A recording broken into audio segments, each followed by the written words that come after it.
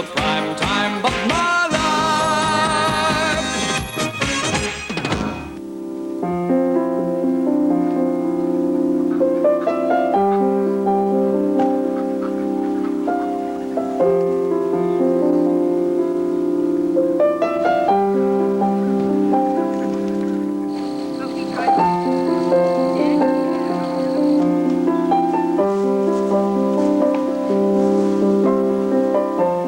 It is supposed to be everybody's backyard, a sanctuary from all the trials and tribulations of city life.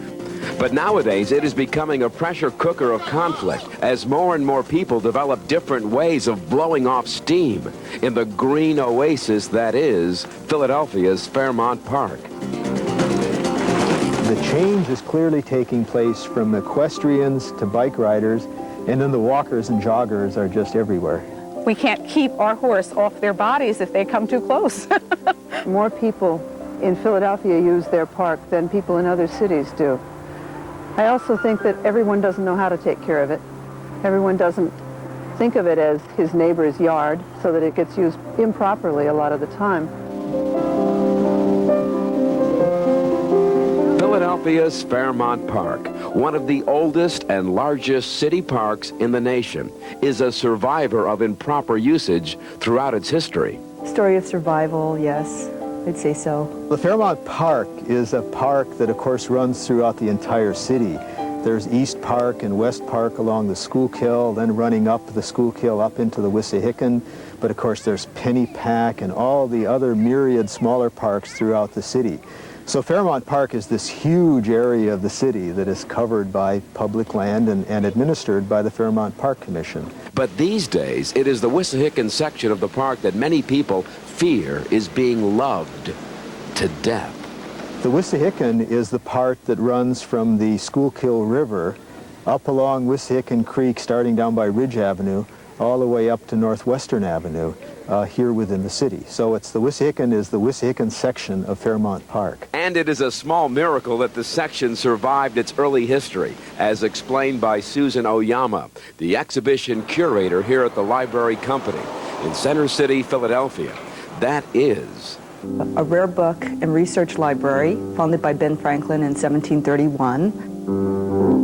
In that time, what is now Wissahickon Park was Basically wilderness. Actually, in the 1680s, the first industries started cropping up, and many people don't know that just between Chestnut Hill and the mouth of the Wissahickon, there were at one time 23 mills. That's quite a bit of mills in a 6.5 to 7 mile stretch. It's kind of amazing.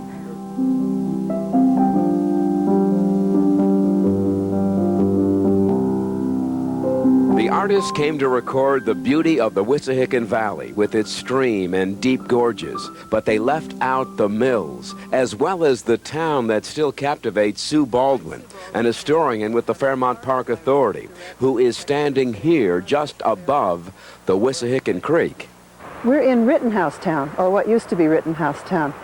The remaining buildings are all that's left of over 40 buildings, including a bank and a schoolhouse and a hotel, and several mills. Including America's first paper mill that William Penn considered essential to the success of Philadelphia, his green country town that depended heavily on the water wheels that turned here in Wissahickon Creek. This ties into the water story, basically. You know, the inns as well as the industries polluted the creek. And so that meant getting rid of the industries. And by then, the industries weren't relying on water as a source of power. And so the Park Commission bought up the lands and the mill sites and the roadhouses, and starting from about 1869, and started adding it to the Fairmount Park.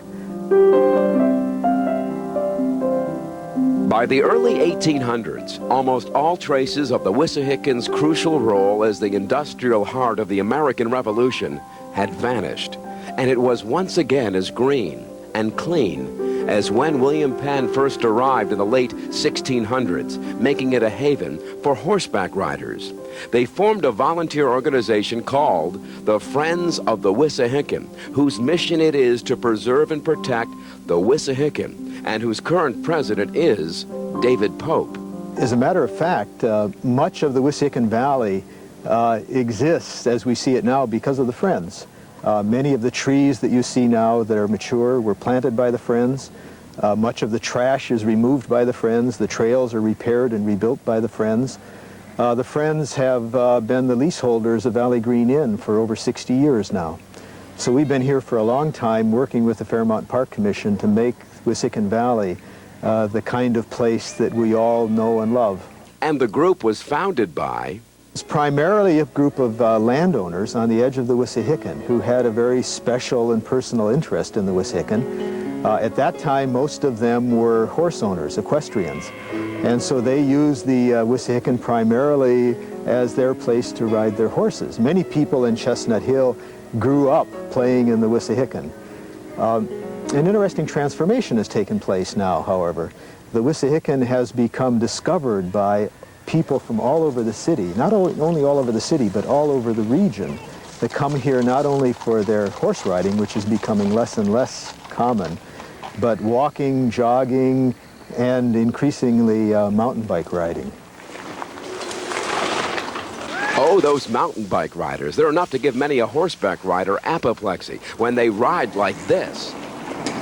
Mary Lou Ryan is the program manager at the Northwestern Equestrian Facility in Fairmount Park and is a member of the Friends of the Wissahickon, who has some friendly but stern words of warning for mountain bikers. We'd like them to understand that we have 1,100 to 1,200 pounds of animal with the brain probably the size of a domestic cat and probably not quite that intelligent, and that reacts instinctively because it has a fright and flight instinct. And if it hears something behind it, it has eyes that face forward. It has a very limited peripheral vision. If it hears sounds from behind, its response is going to be a quick spin and a turn.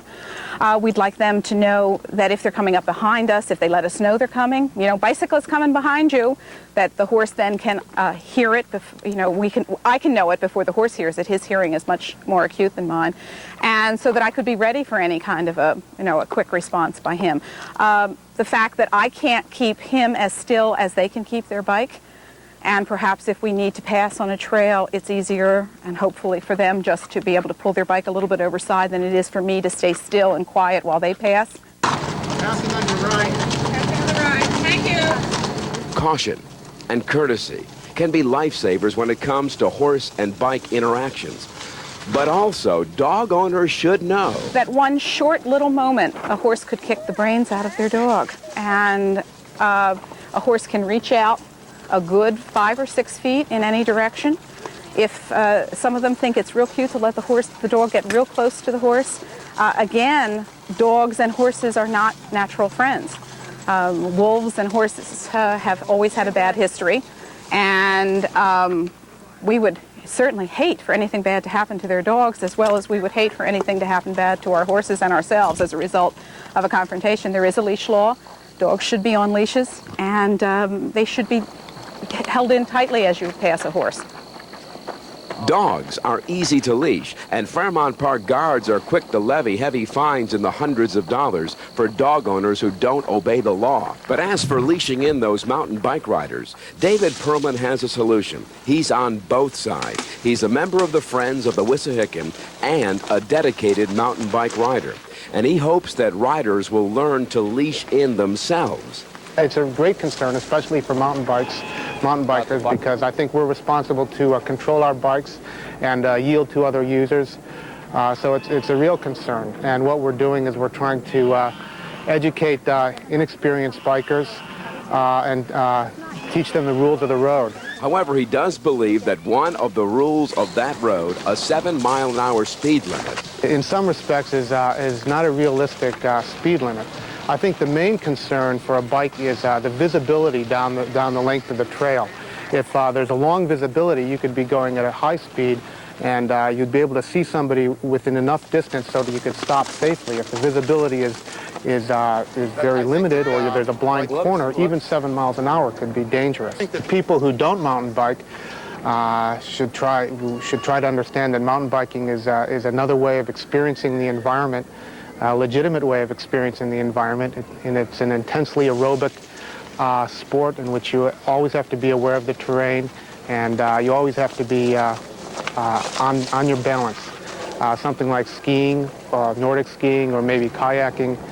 And I just think that other people, if they could understand the experience of mountain biking, might learn to respect mountain bikers, just like mountain bikers are trying to learn to respect other park users. Responsible mountain bikers are helping to maintain the park as both bike club members and as members of the Friends of the Wissahickon, along with their walking, jogging, dog walking, and horse riding counterparts, who all cherish this pristine part of Fairmount Park, and who all believe that the key to its survival is being deeply aware of just how much there is for all to share.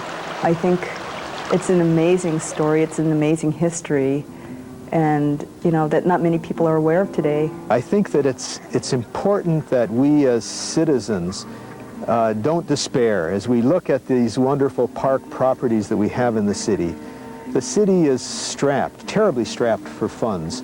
The Fairmount Park Commission is doing the very best job they can, and I believe that our job as volunteers within the park system is to work with the Fairmount Park Commission to help them do the job that they would do had they had the appropriate funds available to them, and to be a genuine support to them.